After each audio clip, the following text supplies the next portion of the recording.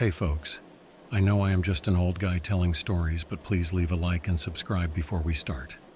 Let's enjoy in today's stories. The scariest thing ever happened to me while browsing the dark web, so I'm just a normal guy. I am a teenager and a student. I am 19 years old. My name is Nikki, and recently me and my family moved into another house. I am not good at sports, and I don't have a hobby. I don't have any passions. In my free time, I use my computer for games and fooling and wasting time on the regular web, but I also surf the dark web as well. But one thing I love is scary stuff. Horror movies, horror images, and stuff like that. I also love paranormal stuff. You know, the stuff about ghost demons, spirits, evil spirits, and stuff. I also love stuff about games like Ouija board.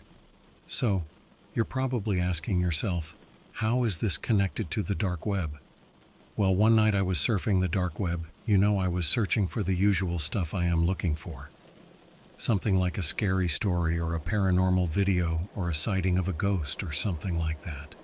I also love to read a lot about paranormal and haunted places. There are a lot of pictures and videos about haunted places on the dark web. There are also a lot of stories about haunted places and ghosts on the dark web. There are a lot of paranormal blogs and blogs about exploring haunted places. I was an addict to those stories and places. I love to read and read about them. But I was never brave enough to explore a place like that. You can say I didn't have someone to accompany me, or you can just say I was just simply scared. So one night I was looking for some videos, photos, and stories about some haunted place. And when I saw that picture, it felt like my heart stopped. I felt chills. Literally chills. It was a picture of my new house where me and my family recently moved. Let me make something clear first. We've been living in this house for a couple of weeks, and there is nothing wrong with the house. There are not any weird noises, no objects moving, no flickering lights, nothing of that paranormal stuff you see in the movies and you hear in the stories. There was nothing paranormal and haunted about this house. So why was it on the dark web? Why was it there? What was the reason? I had to see what it was written and the pictures that were there.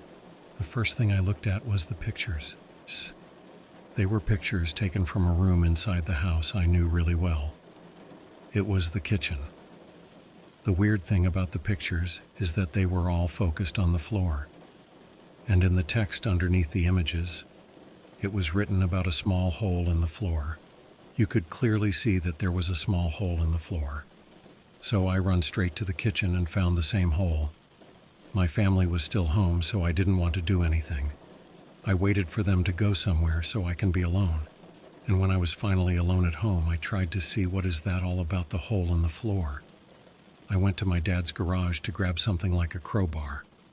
I needed that so I can break the parquet. I don't know if I mentioned it, but in the kitchen we had a parquet floor. So if this was for nothing, I was damaging the floor for no reason and I would get in trouble. But I took my chances. When I used the crowbar to make a bigger hole, I spotted stairs that were going down. It was so dark, so I needed my phone or a flashlight. The moment I climbed down the stairs, the atmosphere was different. The air was cold, and it was creepy as hell. This looked like underground chamber. This place was massive, I can tell you that much. And it was easy to get lost in it. I mean, these tunnels were going in every direction. I decided to keep moving only straight, and I came close to a small room. Inside the room there were coffins. Can you imagine? Coffins. We were living under dead people, or whatever is inside them. When I saw the coffins, I got so scared I run back the way I came. I was scared to explore this alone, so I waited for my brother to come home. He was working, so I needed to wait for him for a couple of hours. Eventually the time passed and he came back home. When I told him about it, he did not believe me at first. But when I showed him the stairs, he was with me on this one. He wanted to explore the chamber with me. He was always braver than me. He was also an adventurous one as well. So we went down the stairs together, and this time we decided to take the tunnels on the right. We kept moving straight, and after some time there was an exit out in the forest. The forest was close to our house. The weird thing is why it was connected to an underground chamber, and why is it under our house? In the tunnels on the right there weren't any rooms. The only way to go there was straight, and that way would lead you to the forest. So we decided to go back and check the tunnels on the left. The tunnels on the left, after walking straight for a few minutes, we came in front of a big metal door. It wasn't locked, so we entered easily. Inside there were a lot of books and papers like documents. The weird thing is that they were in language we didn't understand. On every book and on every paper, there was a strange logo. The logo was like a circle, and inside the circle, there was a pentagram. And above the circle, there were symbols as well. To this point, nothing happened, and everything was okay. Then, in one moment, we heard a loud bang noise. It was like someone dropped a metal pipe or something on the floor. And since the tunnels were connected to each other, the echo was so loud. This scared the hell out of me. I even started to panic. I started asking my brother questions like, "What was that? What is going on? Was that a ghost?" My brother, on the other hand, was chill and cold as ice, and he said to me, "Chill, dude. Do not be such a loser. Let's just check it out. It is probably nothing." While he was saying that, I don't know what it made me, but I looked up. On the ceiling, there was a large drawn pentagram. With a trembling and shaking voice, I said to my brother, "Hey, look up." I was shaking up, but this dude was like, "Damn, that's cool." I was like, "Dude, did you hit your head when you were small, or what's wrong with you? How can you be this calm in this situation? I just don't understand you. We are totally different." Then my brother said to me, "Don't be such a loser, and come with me. Let's check what was that noise all about." While we were rocking to find out what that noise was all about, the atmosphere, it was feeling weird. The air, it was like it was getting cold. I can't explain this feeling, but it was like something was with us. An unknown presence. I asked my brother if he was feeling it as well. But he was like, "No, dude, that is just your imagination because you're way too scared." I said to him, yeah, whatever. But as we were walking through the tunnels, we heard the same banging noise again. Only this time it was louder. A lot louder. And this time we heard the scream as well. It was like an animal scream. Like an animal that is in pain or something. It was more like a cry out for help kind of scream. After hearing that, now my brother's face has changed. I could see it on him. He was a little bit scared. He didn't want to show it in front of me, but I could feel it. We were planning on checking what the hell was that, but we spotted a door we missed before. We entered that door, and it was a horrifying sight. Inside this room, there were torches that were still burning. In the middle of the room, there was a giant red book and a knife. There was also like an open coffin, and inside the coffin, there was a girl inside. More like a woman, to be real. There were also seats like in church. What we didn't notice at first, in the corner of the seats, there was someone sitting. It looked like a person. When I saw him staring at us, I screamed my lungs out. And I started to run as my life depended on it, and maybe it did depend on it. My brother started to run as well, together with me. Both our flashlights started to flicker. And that was one more sign to get out. The person that was sitting there started to make some weird noises. The noises were not making this any less scarier than it already was. We managed to escape and climb up the stairs. Me and my brother were both shaken up. We decided to both sit down in the kitchen and look at the stairs for own safety. We waited for our parents to get home and tell them about everything. At first they didn't believe us, but when we showed them the stairs and a little bit of the tunnels, and when they saw how persistent I was together with my brother, they decided to listen to us. That same night, we took our stuff and just left. We put the house on sale, and we never looked back on that house or that town ever again. After this event, I will never go on the dark web ever again, and I will never ever read any ghost stories or any paranormal stories. This was it for me. So my advice for you all is, if you are buying a house, make sure you know what are you buying. Research first. Look up the history of the place and stuff like that, because the stuff that happened to me is traumatizing. I never wish for any one of you to experience something like this. I still have nightmares of the person sitting in that room. Sometimes in my nightmares I can still hear the noises and the screams from the tunnels. And from time to time I can feel like someone's watching me and like someone is chasing me. I know this is all just a trauma and a feeling, but sometimes it's hard to shake it off. So I hope you take my advice and stay off the dark web. And before you buy a house or a place, make sure you read the history. And make sure you're not buying any haunted house or chamber like us.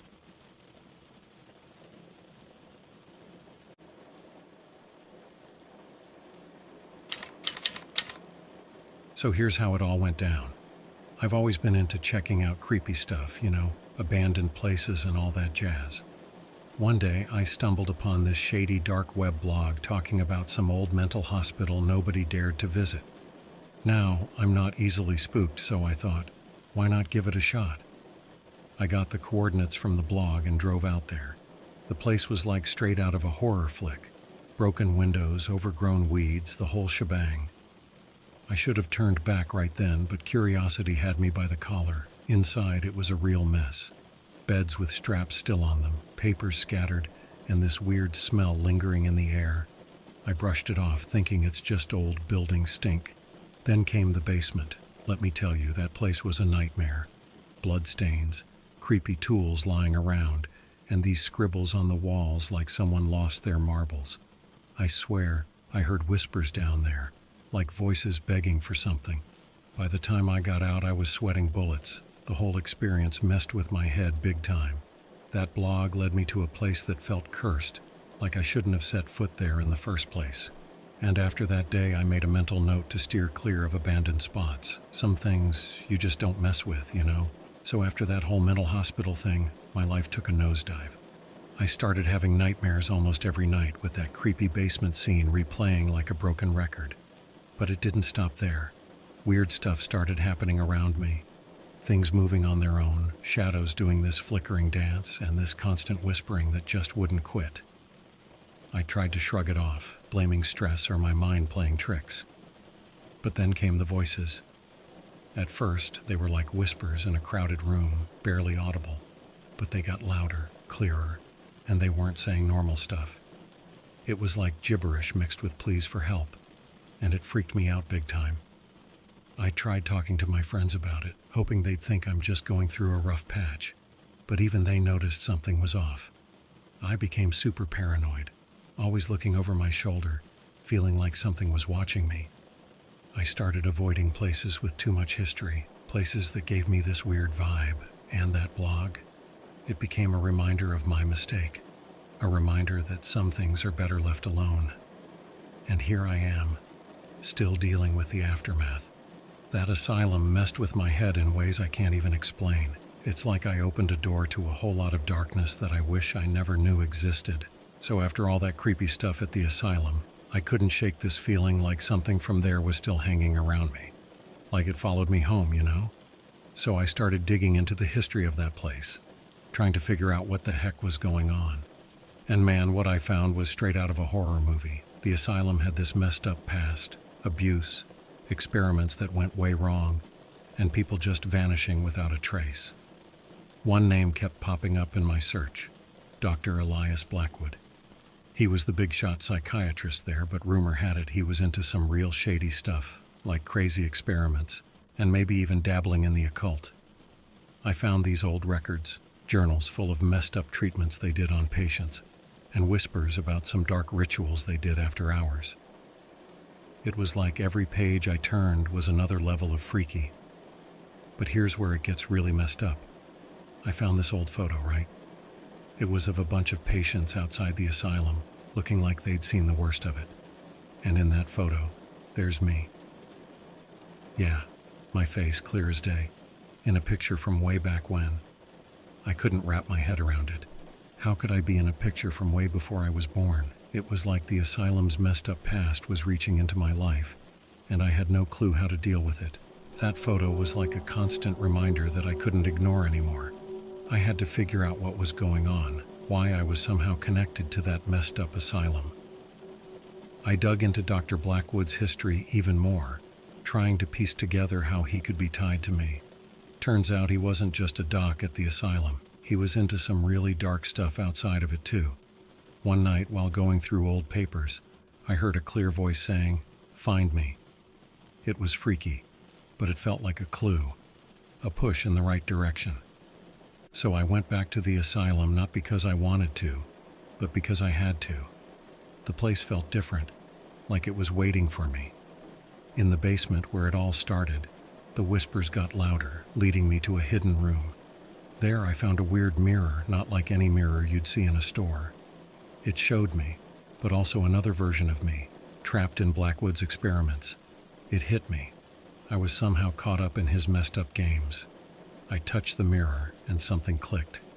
It was like I understood what was going on, how Blackwood used it to mess with time and souls. Without thinking, I smashed the mirror, breaking whatever connection tied me to that place. The whispers stopped, the weird feelings faded, and I felt free. But it was a heavy lesson. Some things you just shouldn't mess with. And as I left that asylum behind, I made a promise to myself to never dive headfirst into mysteries I don't understand. After leaving that asylum, things started to get back to normal. It was like a weight lifted off my shoulders, you know? I realized I had to be more careful about what I got myself into, especially when it came to creepy stuff. I focused on moving ahead, trying to find my sense of normalcy again. I stayed away from anything spooky or weird, sticking to things that felt safe and positive. Slowly but surely, the nightmares stopped bothering me, and those whispers I used to hear faded away. It took time, and there were moments where I doubted if I'd ever feel okay again, but I did. Looking back, it's like a lesson learned the hard way.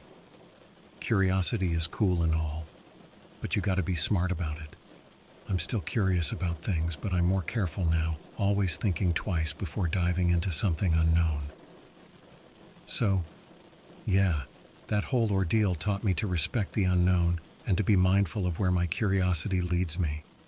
It's like a reminder to stay grounded and not let curiosity turn into a nightmare.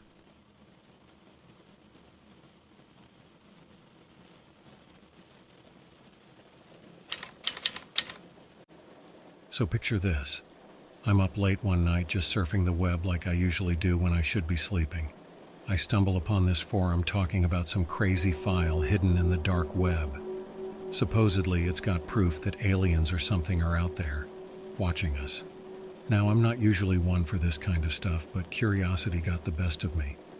I followed the breadcrumbs, jumping through hoops with VPNs and special browsers, until I finally got my hands on this file called Eyes of the Unknown. Opening it was like stepping into a sci-fi movie. There were these pictures of what looked like aliens, weird symbols and fields, and stories from people who claimed they'd been taken by aliens. It was all too much, like I'd stumbled into some secret government X-Files folder. The last picture, though, that's what really freaked me out. It was a close-up of someone's face, pure terror in their eyes. The caption said something like, "They're watching, waiting, and they know we're onto them." I closed the file, feeling a mix of excitement and fear. Was it real? Who knows? But it sure felt like I'd uncovered something way bigger than me. Something that made me question everything I thought I knew about the universe, and that feeling, let me tell you, it's not something you shake off easily. So after that crazy night, I couldn't get those images out of my head. It was like they were stuck on repeat, playing over and over again in my mind. I got kinda obsessed with finding out more, you know? I spent hours diving into the dark web, chatting with random folks who might have seen the same stuff. But it was like chasing ghosts. I found bits and pieces, but nothing solid. Still, I couldn't shake this feeling that there was something real behind all of it. I started reaching out to anyone who might have info, trying to connect the dots. Then things got weird. I got this anonymous message, all cryptic and warning me to back off. At first, I brushed it off as a prank, but then my computer started acting up, files disappearing, weird glitches. I even thought I saw something moving in the shadows at one point. It freaked me out, no lie. But instead of backing off like a sane person, I got even more obsessed. It was like I couldn't stop, like I had to know the truth no matter what. Looking back, it was probably not the smartest move. But when you're in the thick of it, Curiosity can be a real stubborn thing.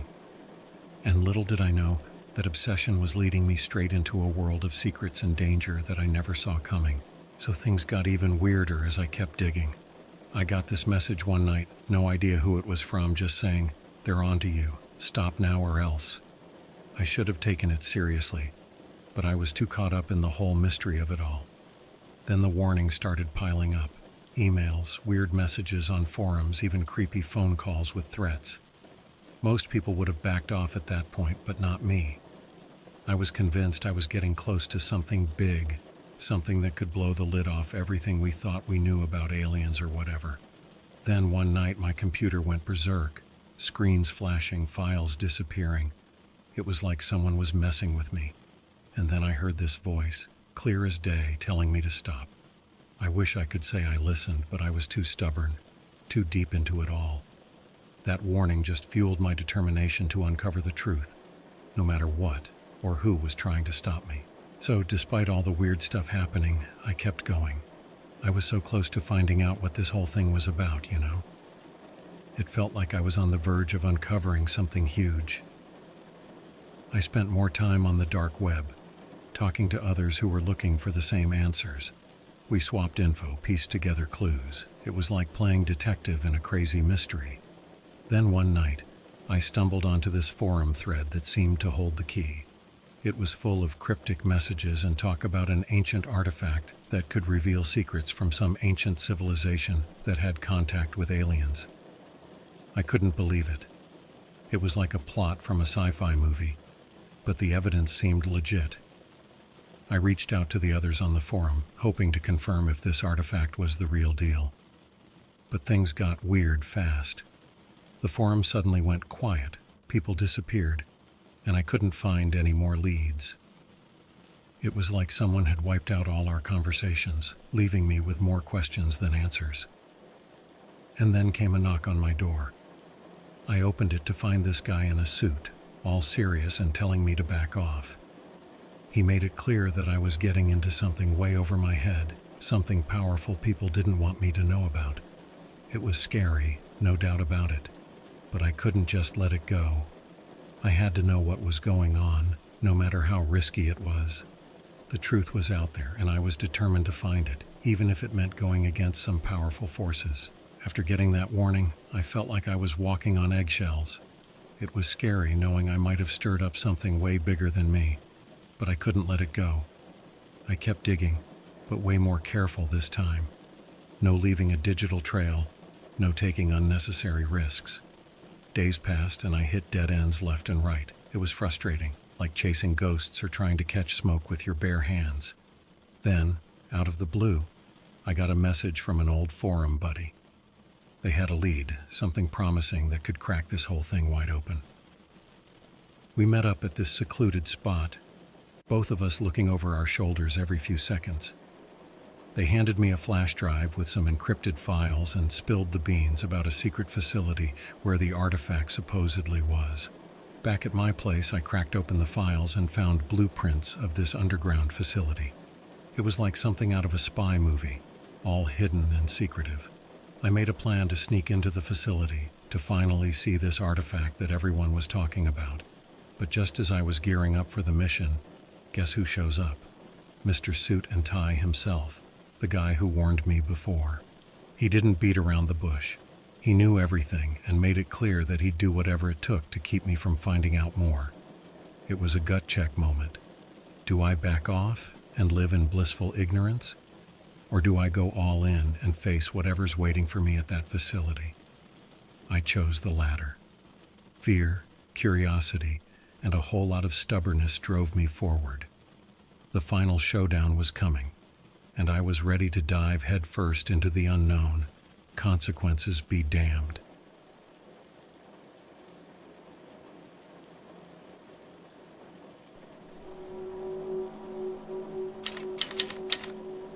All right, sit tight because this is a wild ride.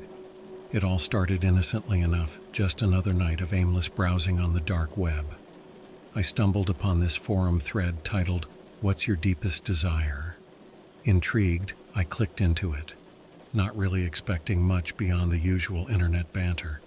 To my surprise, the thread was buzzing with people pouring their hearts out, sharing their wildest dreams and desires. It was like a digital confessional, a place where anonymity encouraged honesty. Now, I've always been a bit of a dreamer, so I jumped right in and listed out my own wish list. A dream job that didn't feel like work, a bank account that never ran dry, true love that was the real deal. You get the picture.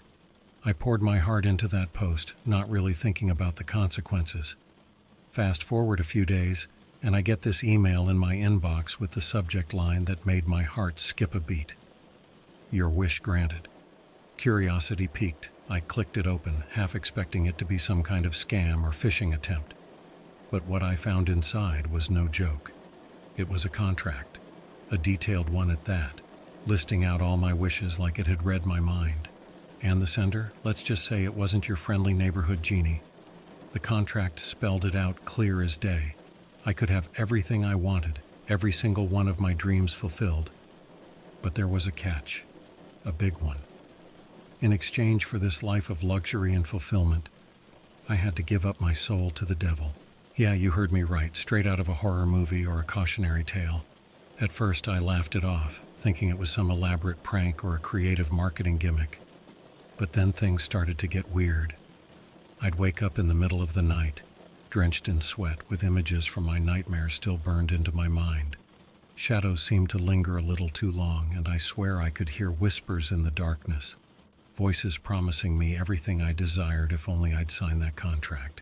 It was like a constant tug of war in my head, logic telling me it was all a hoax, while temptation whispered sweet promises of a perfect life. And in a moment of weakness, of desperation maybe, I clicked accept on that email, sealing my fate with a digital signature. Little did I know that click would unleash a nightmare unlike anything I could have imagined.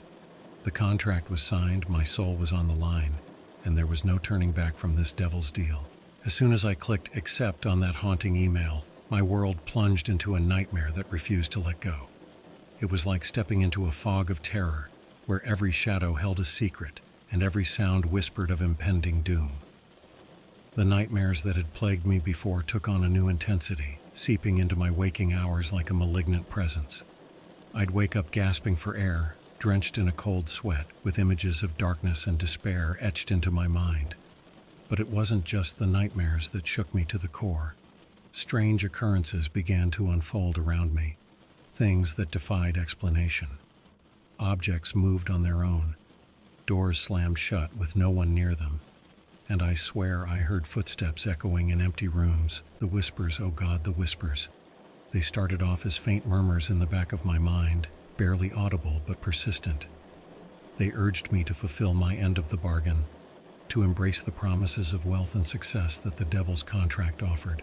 At first I resisted. I tried to push the whispers away, to convince myself that it was all in my head.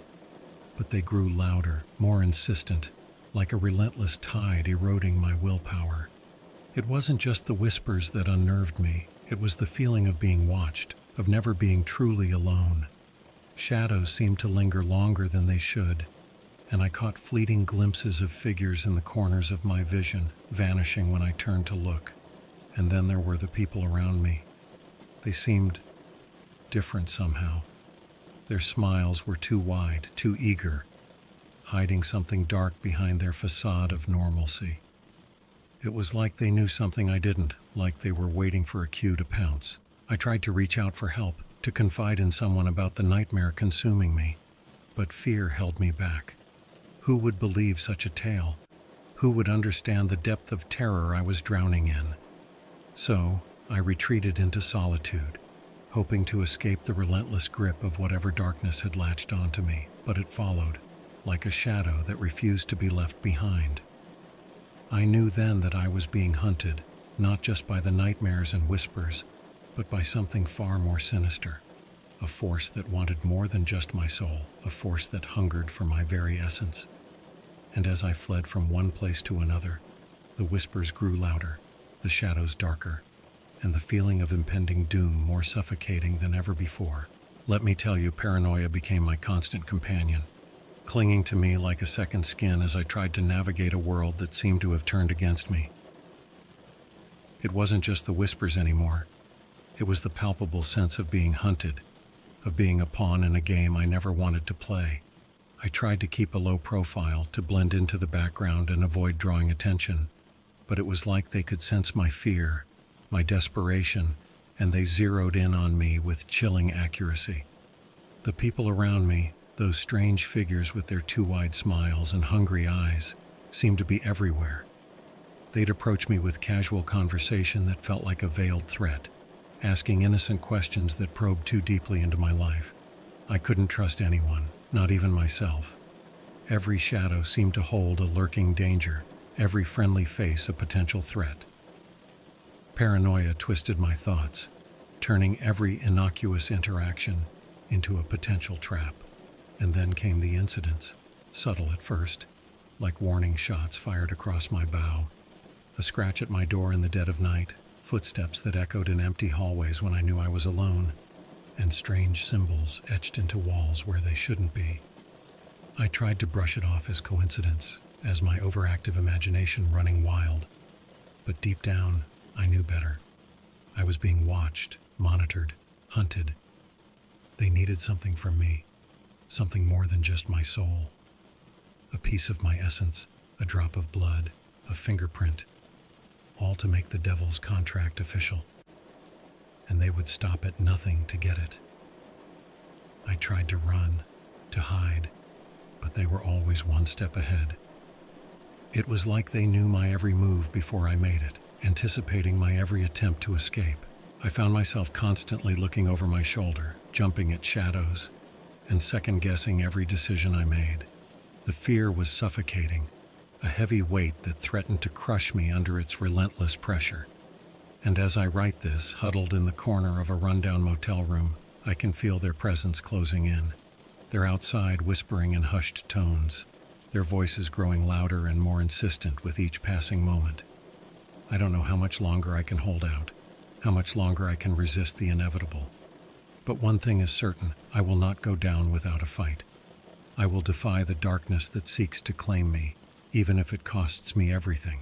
In the depths of my despair, a revelation dawned upon me, a chilling realization that sent shivers down my spine. It was as if a veil had been lifted, revealing the sinister machinations behind the devil's contract I had foolishly entered into. I delved deep into the origins of that fateful night on the dark web forum, retracing my digital footsteps with a newfound sense of urgency and dread. What I uncovered was nothing short of a nightmare unfolding before my eyes. The forum thread where I had innocently shared my desires wasn't just a random gathering of internet denizens. It was a carefully crafted trap, a web spun by malevolent forces lurking in the darkest corners of cyberspace. My post had acted as bait, luring in unsuspecting souls like mine, ripe for the picking. As I dug deeper, I stumbled upon tales of others who had fallen victim to similar traps, their stories mirroring mine in eerie detail. Some had vanished without a trace, leaving behind only whispers of their fate. Others were haunted by relentless nightmares and whispers that echoed in the depths of their minds. But what struck me the most was the relentless pursuit. Like me, they were hunted by shadowy figures, agents of the dark forces who sought to collect on their devilish deals. It was a game of cat and mouse, with the stakes nothing less than their immortal souls. My research led me down a rabbit hole of occult rituals, blood pacts, and unspeakable ceremonies conducted in the name of earthly desires. I learned of sacrifices made in the dead of night, of souls bartered away for fleeting pleasures that came with a heavy price tag. Armed with this newfound knowledge, a fire ignited within me, a resolve to fight back, to resist the darkness that threatened to consume me whole. I sought out others who had escaped the clutches of the devil's contract, forming an unlikely alliance forged in fear and defiance. Together, we pooled our resources, both physical and metaphysical, preparing for the inevitable showdown that loomed on the horizon. We knew it wouldn't be easy, that the forces aligned against us were formidable and unyielding. But we were not without hope. We trained, honing our skills and strengthening our resolve. We gathered weapons, both mundane and arcane, readying ourselves for the battle that would determine our very fates. As the days turned into nights and the tension mounted, we braced ourselves for the final confrontation. A clash of wills, a struggle for our very souls. We knew that the odds were stacked against us, that the road ahead was fraught with danger and uncertainty. But we were ready to face the darkness head-on, ready to defy the forces that sought to claim us as their own. Our souls were on the line, and we were prepared to fight with every ounce of strength and determination we could muster. The stage was set for the ultimate showdown, a battle that would decide not just our own fates, but the fate of countless others who had fallen prey to the same insidious trap. And as we stood on the brink of war, a sense of grim determination settled over us. We would not go down without a fight. The night of reckoning arrived like a storm, brewing with an intensity that gave us chills. We gathered in a secluded location, a makeshift fortress of desperation and determination, fortified with every ounce of protection we could muster. As the hours crawled by and darkness draped its heavy cloak over us, a tangible tension thickened the air. We knew what was coming. The clash of wills, the battle for our very souls. Each breath felt like a countdown to the inevitable, a moment that would define our fates. And then they came, emerging from the shadows like phantoms from a nightmare. Their eyes glowed with an otherworldly light, their forms shifting and flickering as if they were not quite solid. They moved with a predatory grace, silent and deadly, but we were ready. We stood shoulder to shoulder, a motley crew of fighters united by a common cause. Weapons gleamed in the moonlight, spells crackled with arcane energy, and hearts pounded with a mixture of fear and resolve. The clash was like thunder rolling across the heavens, a cacophony of steel meeting steel, spells colliding with dark magic, and desperate cries of battle echoing in the night. Each blow was a testament to our determination. Each spell cast a defiance against the forces of darkness. I fought with everything I had, drawing upon reserves of strength I never knew I possessed. The adrenaline surged through my veins, sharpening my focus and dulling the pain of each blow. I lost track of time, lost in the heat of battle, driven by a primal need to survive. But as the battle raged on, something shifted. The shadows seemed to waver, their hold on reality slipping like sand through fingers. We pressed our advantage, sensing an opening in the darkness that threatened to consume us. In a desperate gambit, we unleashed a torrent of energy, a blast of pure defiance that shook the very ground beneath our feet. The shadows recoiled, their forms flickering and fading as if they were being erased from existence. And then, silence. The battlefield lay still, the echoes of battle fading into the night. We stood amidst the wreckage, panting and bruised but alive, victorious against all odds. But victory came at a cost. Some of our comrades had fallen in battle, their sacrifices a heavy weight on our hearts. We mourned their loss, their bravery a shining beacon in the darkness of our memories. As dawn broke on the horizon, painting the sky with hues of pink and gold, we surveyed the aftermath of our struggle. The darkness had been pushed back, if only temporarily, and our souls remained our own. But we knew that the battle was far from over. The forces of darkness would regroup, licking their wounds and plotting their revenge. We would remain vigilant, ready to defend ourselves and others who might fall prey to their insidious schemes. And so, as we stood amidst the ruins of our battle, we made a vow to never forget the horrors we had faced, to never let our guard down, and to always be prepared for the darkness that lurked in the shadows. Our story was far from over, but for now, we could breathe a sigh of relief, knowing that we had stared into the abyss and emerged victorious.